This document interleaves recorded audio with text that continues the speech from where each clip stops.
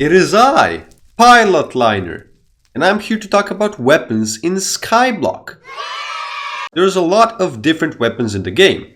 Swords, bows, weird stuff. Skyblock's got it all, and while about a third of these are essentially dog water, there is still many different choices for pretty much every stage of the game. And that's good. You wanna know what's not good though? The selection of weapons for dungeons. Out of the 5 different classes, I'd say that only Mage has a healthy weapon progression, and even then you could easily argue against it. But Powliner, Berserker has great progression. Yes, valid point, but hear me out. The Axe of the Shredded coupled with a Giant Sword or Valkyrie is the endgame Berserker setup, and while effective, it also requires a lot of skill to use properly. And then here's a funny bow that goes pew pew when you click the rightmost button on your mouse. Where'd they go? Why would anyone ever go for the effort of learning the AOTS sword swap combo if you can just use the Terminator, which rapid fires 3 arrows at a time like a machine gun? And even if you do AOTS swap, you still need a Terminator because of how much faster it clears the regular mobs. It's fun to use, sure, but it's hard to justify a bow being the best Berserker weapon. The Dark Claymore does absolutely nothing to fix this issue either. It's just a slightly better giant sword, so you still need a Terminator to clear. Not to mention it requires M7 completion to use in the first place. But if you ignore this Terminator issue, Berserk is completely fine. Wanna know what's not fine? This button being red. Like bro, we talked about this. You forgot this little guy as well? Better fix that or I'm telling mom. And she's gonna be angry. Anyhow, almost every other class is not fine. Archer is really funny because it's so broken, yet it has a grand total of 2 usable weapons throughout the entirety of dungeons. How are you supposed to play Archer before you get a Juju? Machine gun bow? Soul stealer bow? Bow? Oh no. Some of you may suggest the boomerang, but A, that thing was last publicly seen in 1984, and B, it's a floor 4 drop. Again, what are you supposed to use before it? I think we've all learned how impractical regular bows are in dungeons, and that short bows are the way to go. So why not just make a new short bow that drops from one of the first 3 floors? Floor 2 would make a lot of sense, since there's literally an archer there. Maybe give it negative attack speed if you wanted to shoot slower. Or if they're opposed to making more short bows, adding another boomerang type weapon would be great. The boomerang is such a cool concept that it's incredibly sad seeing it, well, not seeing it at all. As mentioned earlier, I think that Mage has good gear progression. Well, for the most part at least. Here are the costs of the viable Mage weapons up till the Spirit Scepter. And here's the Hyperion. Notice how you suddenly can't see any of the other weapons anymore.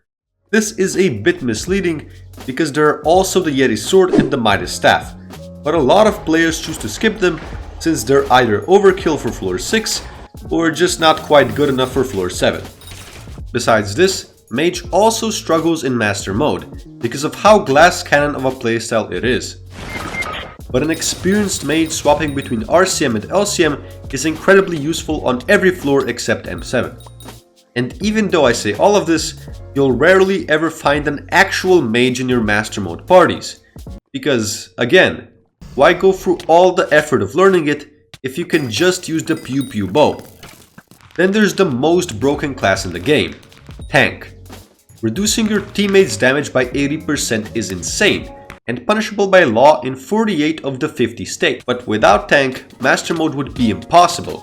It must be as broken as it is. It doesn't have to be so boring though. In fact, they didn't even bother making tank weapons. Or well, they did make this, but I'd rather forget of its existence. Sure, the Astra is technically designed for tanks, but one small issue, you see its damage relies on intelligence, and well, the best tank armor gives about 0 of that. With no good weapons of their own, tanks just choose to cosplay other classes. Juju tanks on lower floors, Hyperion tanks on floor 7, and Terminator tanks in Master Mode. And this isn't necessarily bad, it's just very stale at this point. Of course they swap to their tank gear in the boss fights, but the majority of the dungeon they're playing as a different class entirely, because pure tank is so slow. Oh boy, Beeler, also known as a mistake. They've got one mediocre at best weapon and like a total of 2 armor pieces, neither of which spark much joy. So they resort to just doing the same thing tanks do. But honestly, designing exciting healer gear seems harder to do than curing cancer. The core issue with healers is that they're just that. Healers. Wow! Their abilities are very powerful, don't get me wrong, but 5 of them could be replaced with the word heal and it'd get the message across. Orbeez is the only one that even tries to do something different. What if Tether gave a damage boost instead of healing? What if there was an item that could reduce an enemy's damage? Of course, all of this is difficult to balance so that the other classes don't abuse it. All I'm trying to say is that there are more ways to support your team than just healing. Oh, look at him go. Okay everyone, open your textbooks on page 73 please. Wow, what a beautiful team composition this is. Which classes are they playing? No one knows. This is, no joke, how a lot of Master Mode parties look like. But it's not only the Terminator that's the issue here.